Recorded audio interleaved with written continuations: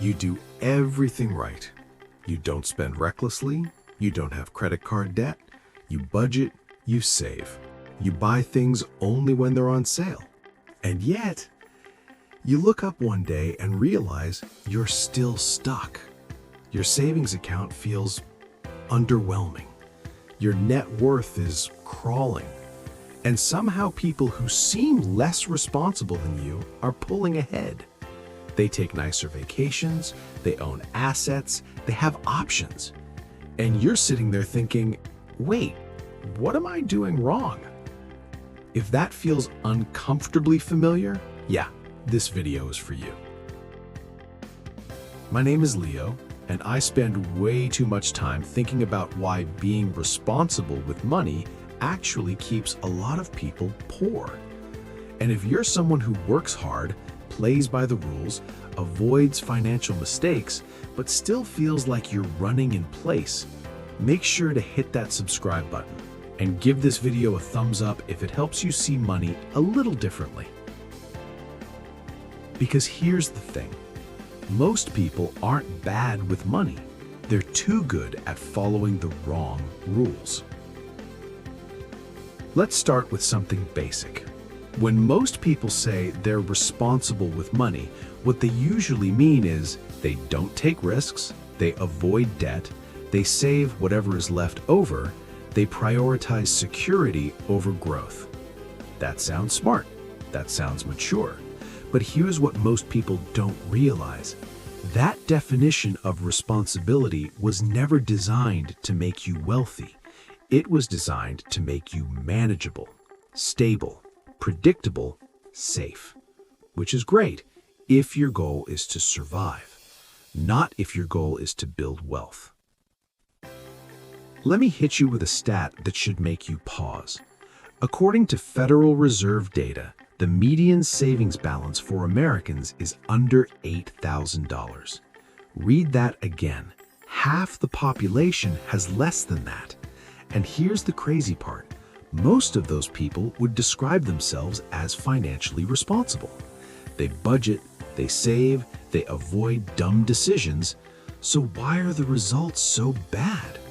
Because responsibility without leverage doesn't scale. Here's where it gets uncomfortable. The behaviors we reward socially, being cautious, conservative, humble with money, those behaviors often optimize for minimizing regret, not maximizing upside. Let me explain. Imagine two people.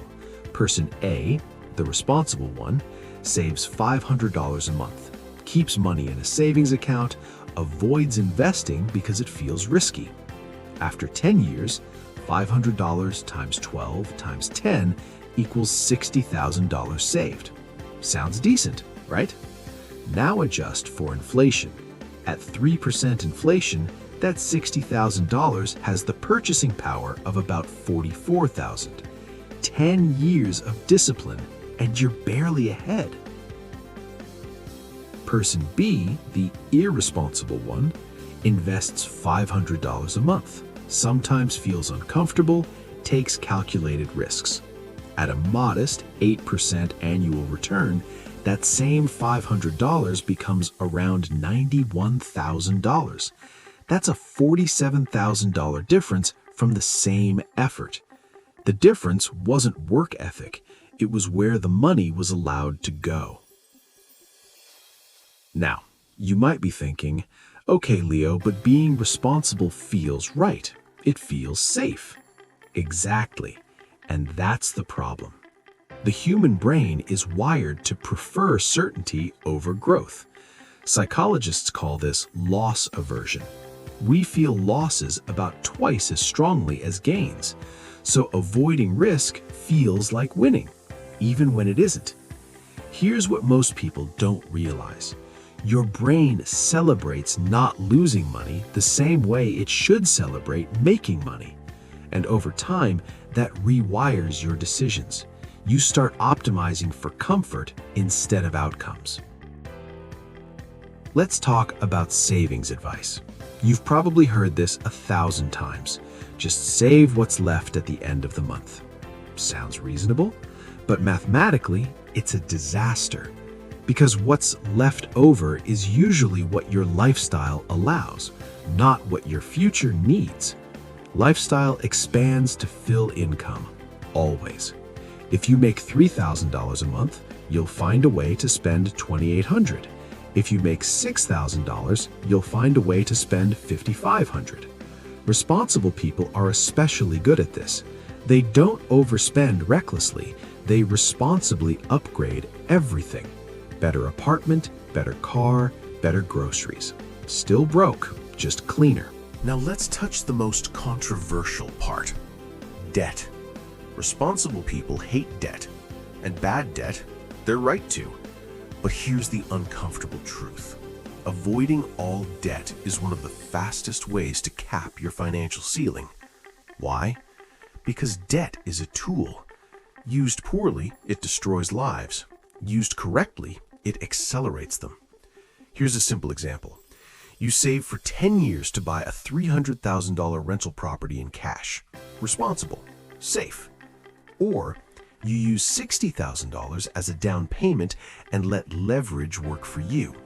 If that property appreciates at 4% annually in 10 years, cash buyer gains $148,000. Leveraged buyer gains $148,000 on someone else's money. Same asset, different mindset. This is where it gets really interesting. Responsible people often delay opportunities until they're safe, but safety has an opportunity cost. Look, I'm not saying go gamble your savings, but the system is structured to reward people who deploy capital, not hoard it. Businesses get tax advantages, investors get compounding, asset owners get inflation protection, savers, they get erosion. Inflation is a silent tax on responsibility. If inflation is 3% and your savings earn 0.5%, you're losing 2.5% per year guaranteed. That's not safety, that's slow decay. Here's the deeper issue nobody talks about. For many people, being responsible becomes part of their identity. I'm not the risky type. I'm just not into investing. I like to play it safe. Once something becomes identity-based, logic stops working. You're no longer asking, is this the best financial move? You're asking, does this align with who I think I am? And growth dies there. So, if this version of responsibility keeps people poor, what should responsibility actually look like? Real financial responsibility means taking calculated risks, not avoiding all risk. Prioritizing growth before comfort. Using money as a tool, not a security blanket. Accepting short-term discomfort for long-term freedom. It means being responsible to your future self, not just your current emotions. Let's make this practical.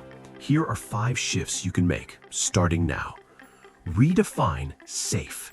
Safe isn't avoiding risk. Safe is avoiding stagnation. Automate growth first. Invest before lifestyle gets vote. Get comfortable being uncomfortable.